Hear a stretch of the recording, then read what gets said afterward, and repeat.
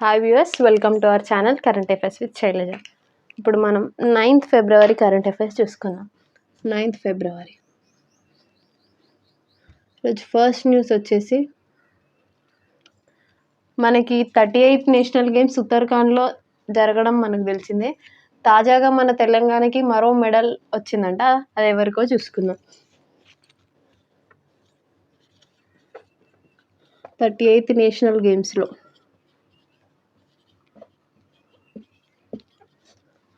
తెలంగాణ పర్సన్కి silver medal వచ్చిందంట.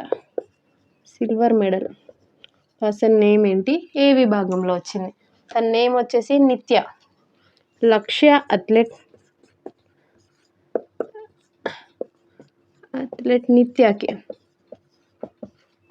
Silver medal వచ్చింది.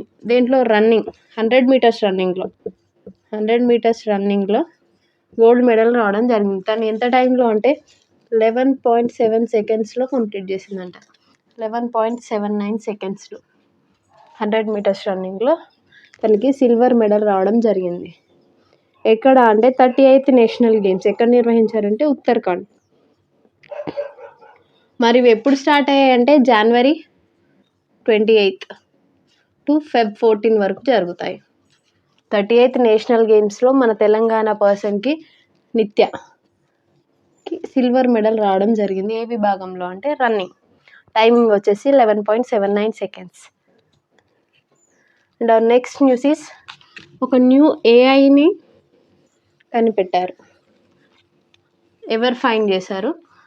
దాని ముఖ్య ఉద్దేశం ఏంటి?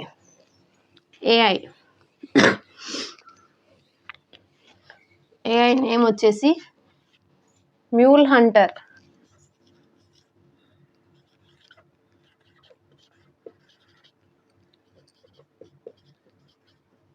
Mule hunter AI. దీన్ని ఎవరు కనిపెట్టారంటే RBI, Reserve Bank of India. దేన్ని? Mule hunter AI. దేనికి రిలేటెడ్ అంటే మనీ మ్యూల్ అకౌంట్స్ని క్లోజ్ చేయడంలో భాగంగా మనీ మ్యూల్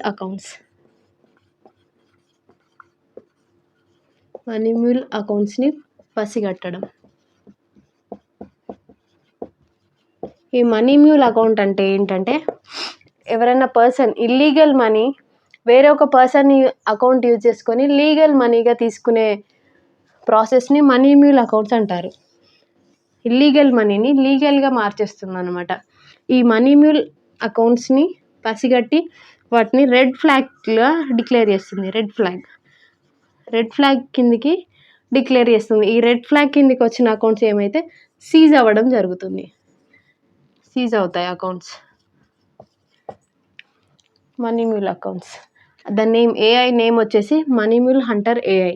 దాన్ని ఎవరు తీసుకొచ్చారంటే ఆర్బీఐ.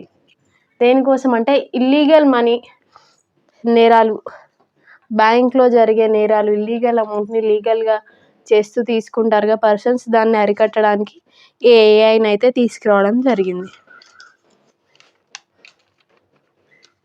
ఈ ఏఐ ఒక ప్రత్యేక ఆల్గరిథంని యూజ్ చేసి ఈ మనీ మ్యూల్ అకౌంట్స్ని ఫైండ్ చేసి వాటిని రెడ్ ఫ్లాగ్ కేటగిరీ కిందకి తీసుకొస్తుంది. రెడ్ ఫ్లాగ్ కేటగిరీ కిందకి వచ్చిన అకౌంట్స్ ఏవైతే ఉంటే సీజ్ అవ్వడం జరుగుతుంది. And next news is Forbes list. Forbes లిస్ట్లో రీసెంట్గా మన శక్తివంతమైన దేశాల్లో ఇండియా 12th ప్లేస్లో ఉన్నట్లు మనం రీసెంట్ కరెంట్ అఫైర్స్లో చూసుకుందాం. మళ్ళీ ఫోర్బ్స్ ఎందుకు న్యూస్లోకి వచ్చిందో చూసుకుందాం. ఫోర్బ్స్ లిస్ట్లో డిఫరెంట్ టైప్స్ ఆఫ్ లిస్ట్స్ ఉంటాయి. ఫోర్బ్స్ లిస్ట్ రీసెంట్గా మనం శక్తివంతమైన దేశాల లిస్ట్లో ఇండియా 12th ప్లేస్లో ఉన్నట్టు చూసుకుందాం.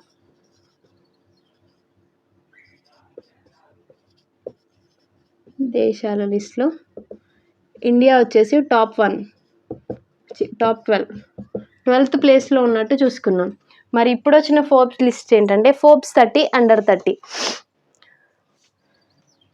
అయితే ఈ ఫోర్బ్స్ లిస్ట్ అంటే ఏంటంటే వివిధ కేటగిరీస్లో it's a ranking of people or organization based on specific category published by American magazines అంట. అమెరికన్ మ్యాగజైన్స్ పబ్లిష్ చేస్తాయంట. అంటే వివిధ కేటగిరీస్లో స్పెసిఫిక్ కేటగిరీలో పీపుల్స్ని కానీ ఆర్గనైజేషన్ కానీ ర్యాంకింగ్ని ఏర్పరచడం. ఫోర్బ్స్లో డిఫరెంట్ లిస్ట్స్ ఉంటాయి. అవి చూసుకుంటే Forbes 400, Forbes billionaire,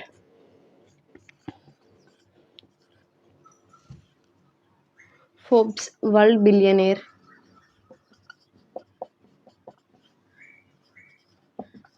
and present మన న్యూస్లో వచ్చిన Forbes 30 under 30, Forbes 30 under 30, and next one Forbes next 1000, Forbes next 1000. ఇలా different type of list categories ఉంటాయంట. ఈ ఫోర్బ్స్ 30 అండర్ 30 అనేది ఇప్పుడు న్యూస్లోకి ఎందుకు రావడం జరిగిందంటే, ఇది ఒక company CEO Neelakantha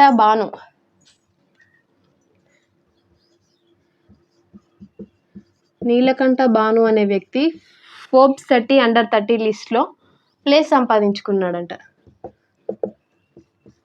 Forbes 30 under 30. తను ఏ కంపెనీ CEO అంటే Bhanzu company CEO.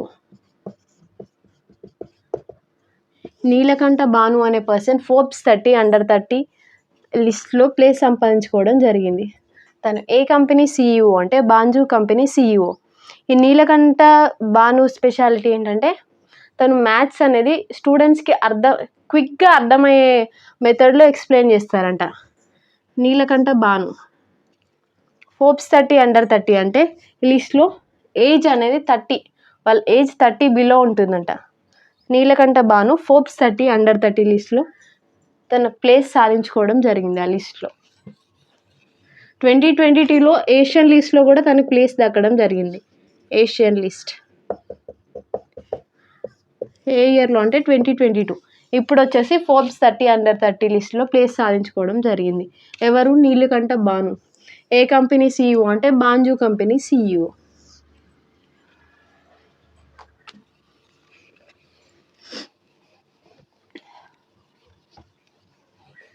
And our next news is, రీసెంట్గా మనం గిలియన్-బారీ సిండ్రోమ్ అనే GBS డిసీజ్ గురించి తరచూ డిస్కస్ చేసుకుంటున్నాం. త్రిపుర, వెస్ట్ బెంగాల్, మహారాష్ట్ర ఇలా డిఫరెంట్ స్టేట్స్ అయితే ఈ డిసీజ్ న్యూస్లో భాగంగా న్యూస్లోకి రావడం జరిగింది. ఫస్ట్ ఈ గిలియన్-బారీ సిండ్రోమ్ని మహారాష్ట్రలో ఫైండ్ చేశారు. ఫస్ట్ డెత్ కూడా మహారాష్ట్రలోనే సంభవించడం జరిగింది. రీసెంట్గా ఇప్పుడు మన తెలంగాణలో కూడా ఒక మరణం సంభవించింది. గిలియన్-బారీ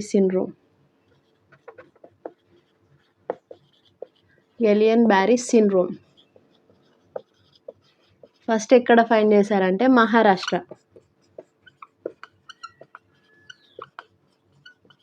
ఫస్ట్ డెత్ కూడా మహారాష్ట్రలోనే. ప్రజెంట్ తెలంగాణ సిద్దిపేటలో 25 years old వివాహిత మరణించడం జరిగింది. 25 years old వివాహిత ఉమెన్ మరణించారు. గిలియన్-బారీ సిండ్రోమ్ అనేది మన తెలంగాణలో కూడా స్టార్ట్ అయిందంట. రీసెంట్గా తెలంగాణ స్టేట్ సిద్దిపేట డిస్టిక్లో ఒక 25 years లేడీ మరణించడం జరిగింది. గిలియన్-బారీ సిండ్రోమ్ అనేది మన ఆటో ఇమ్యూన్ సిస్టమ్ని దెబ్బతీస్తుంది. అండ్ అలాగే దాని కారకం ఏంటంటే క్యాంపైలోబాక్టర్ జిజెమి. ప్యాథోజన్ వచ్చేసి క్యాంపైలోబాక్టర్ జిజెమి. గిలియన్-బారీ సిండ్రోమ్ డెత్ అనేది తెలంగాణలో సంభవించడం జరిగింది. ఏ డిస్టిక్ అంటే సిద్దిపేట డిస్టిక్లో. And our next news is about a country. లెబనాన్లో 2 years తర్వాత ఒక పూర్తి స్థాయి ప్రభుత్వం అనేది ఫామ్ అయిందంట. 2 years బ్యాక్ అంటే ఇప్పటి వరకు అక్కడ యుద్ధాలు జరుగుతున్నప్పుడు ఒక టెంపరరీ గవర్నమెంట్ ఉండే. ప్రజెంట్ 2 ఇయర్స్ తర్వాత ఒక సరికొత్త ప్రభుత్వం అయితే ఫామ్ అయిందంట, పూర్తి స్థాయి ప్రభుత్వం.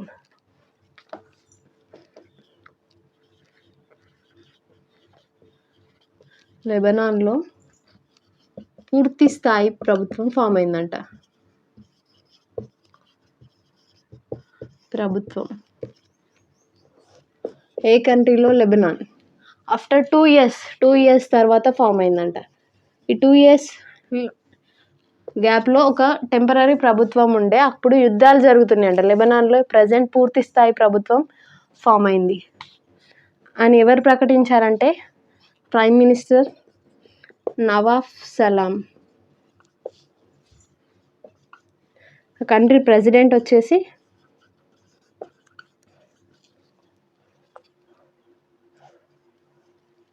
Joseph on.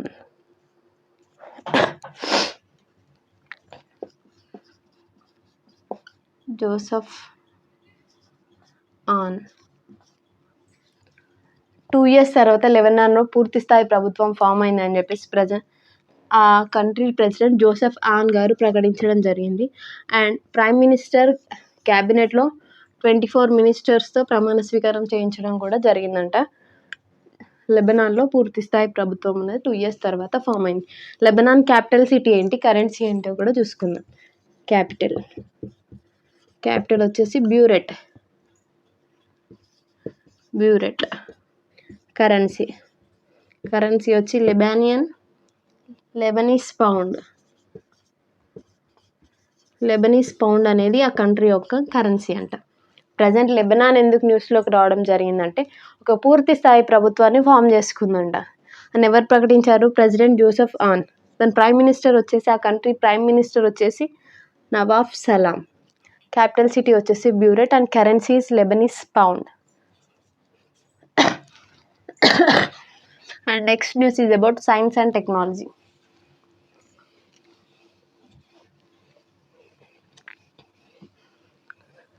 రీసెంట్గా ఆస్ట్రేలియాలో కృత్రిమ పిండాన్ని తయారు చేశారంట. కంగారు ఒక కృత్రిమ పిండాన్ని IVF పద్ధతిలో.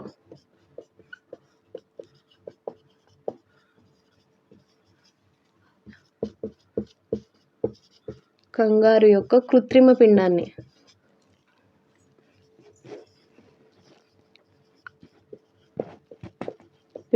తయారు చేశారంట.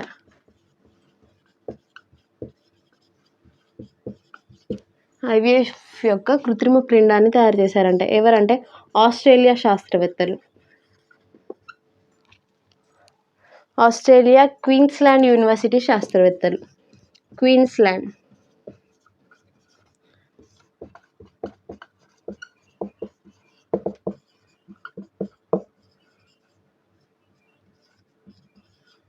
ఆస్ట్రేలియా కంట్రీలో క్వీన్స్లాండ్ యూనివర్సిటీ శాస్త్రవేత్తలు ఒక IVF పద్ధతిలో కంగారు యొక్క కృత్రిమ పిండాన్ని తయారు చేయడం జరిగింది. అయితే ఏ జాతికి చెందిందో కూడా చూసుకుందాం. జాతి టెస్మానియన్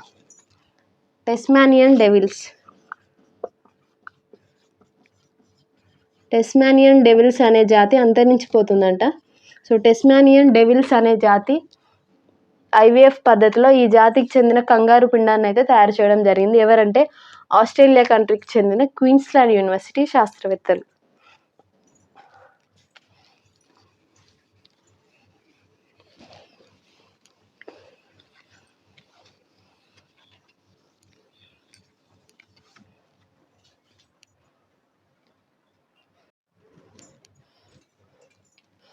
and next news is another disease.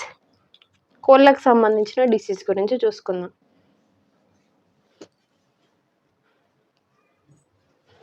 కోళ్ళకు సంబంధించిన డిసీజ్ నేమ్ ఏంటి, ఏ ప్రాంతంలో వచ్చింది? డిసీజ్ నేమ్ వచ్చేసి రానికెట్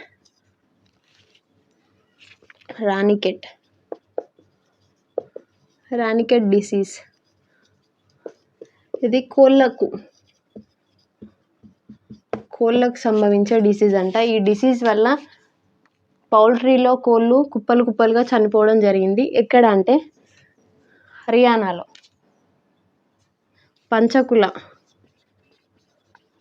పంచకుల అనే ప్లేస్లో. ఏ స్టేట్ అంటే Haryana.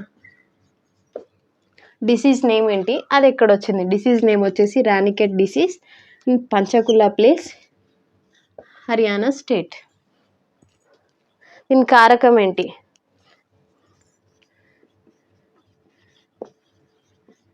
New castle disease virus. Disease virus వచ్చేసి న్యూ క్యాస్టల్ అనమాట. ఈ న్యూ క్యాస్టల్ అనే వైరస్ ద్వారా కోళ్ళకు రానికెట్ అనే డిసీజ్ వస్తుంది. ఇప్పుడు ఇది ఎక్కడ ఫైండ్ చేశారంటే పంచకుల అనే ప్లేస్లో. ఎక్కడ ఉందంటే హర్యానాలో ఉంది, గుర్తుపెట్టుకోండి. And next news is judiciary related news చూసుకుందాం. రీసెంట్గా సుప్రీంకోర్టు అనేది ఒక న్యూస్ చెప్పిందంట, ఏంటిదో చూసుకుందాం.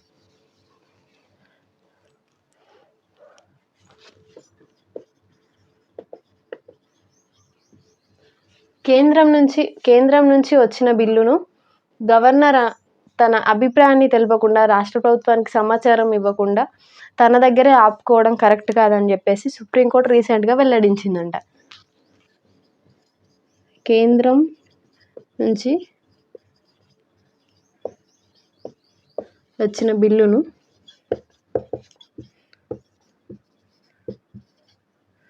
రాష్ట్రానికి సమాచారం ఇవ్వకుండా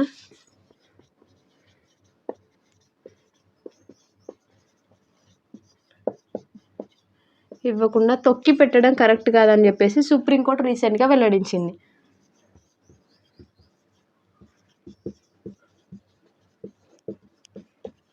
ఎవరు చెప్పారంట? సుప్రీంకోర్టు.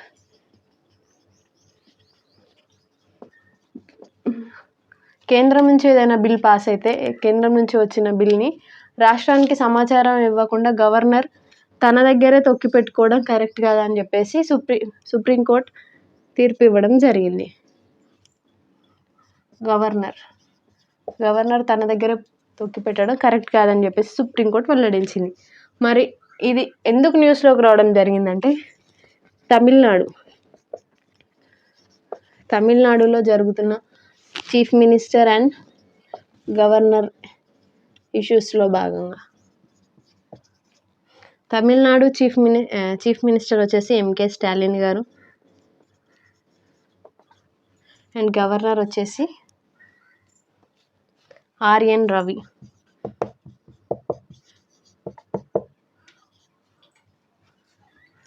తమిళనాడు చీఫ్ మినిస్టర్ వచ్చేసి ఎంకే స్టాలిన్ గారు అండ్ గవర్నర్ వచ్చేసి ఆర్ఎన్ రవి గారు.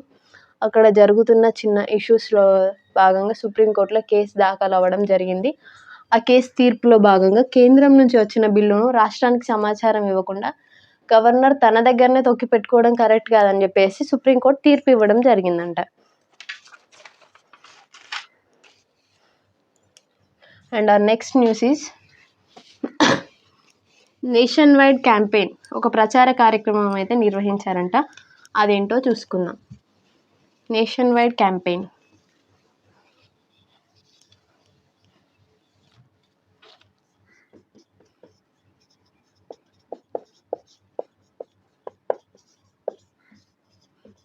నేషన్ వైడ్ క్యాంపెయిన్ ఒక ప్రచార కార్యక్రమం అంట.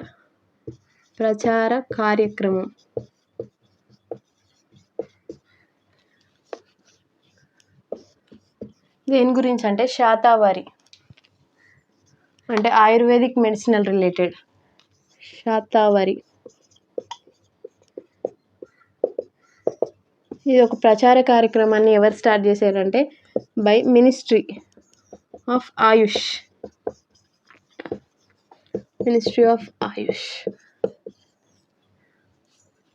కేంద్ర మంత్రి వచ్చేసి ప్రతాప్ సింగ్ జాదవ్.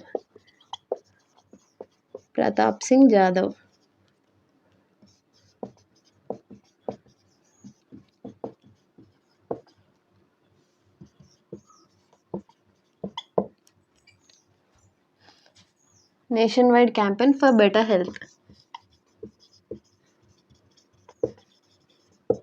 ఇది వచ్చేసి థీమ్. నేషన్ వైడ్ క్యాంపెయిన్ అనే ఒక ప్రచార కార్యక్రమాన్ని అయితే స్టార్ట్ చేయడం జరిగింది. దాని నేమ్ వచ్చేసి శాతావారి. ఎవరు స్టార్ట్ చేశారంటే మినిస్ట్రీ ఆఫ్ ఆయుష్. కేంద్ర మంత్రి వచ్చేసి ప్రతాప్ సింగ్ జాదవ్ గారు. దాని థీమ్ వచ్చేసి ఫర్ బెటర్ హెల్త్ కోసం శాతావారి అనే ఒక ప్రచార కార్యక్రమాన్ని అయితే స్టార్ట్ చేయడం జరిగింది. అండ్ ఆ next news is Manipur CM రాజీనామా చేశారంట. మణిపూర్ సీఎం రాజీనామా. మణిపూర్ చీఫ్ మినిస్టర్ రాజీనామా చేయడం జరిగింది. తన నేమ్ వచ్చేసి బిరేన్ సింగ్. మణిపూర్ చీఫ్ మినిస్టర్ బిరేన్ సింగ్ గారు తన పదవికి రాజీనామా చేయడం జరిగింది. బిరేన్ సింగ్ తన రాజీనామా పత్రాన్ని గవర్నర్కి సమర్పించారు. ఆ స్టేట్ గవర్నర్ నేమ్ వచ్చేసి అజయ్ కుమార్.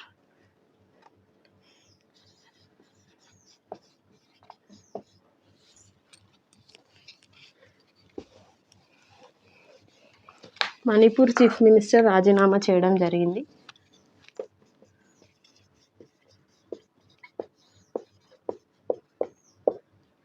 బిరేన్ సింగ్ గారు.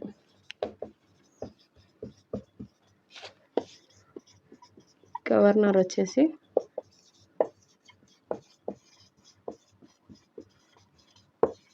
Ajay Kumar Bhalla. Manipur state chief minister Biren Singh గారు తన రాజీనామా పత్రాన్ని గవర్నర్ అజయ్ కుమార్ బిల్లాకి రాజీనామా పత్రాన్ని సమర్పించడం జరిగింది. Thank you. These are the today's current affairs. Thank you.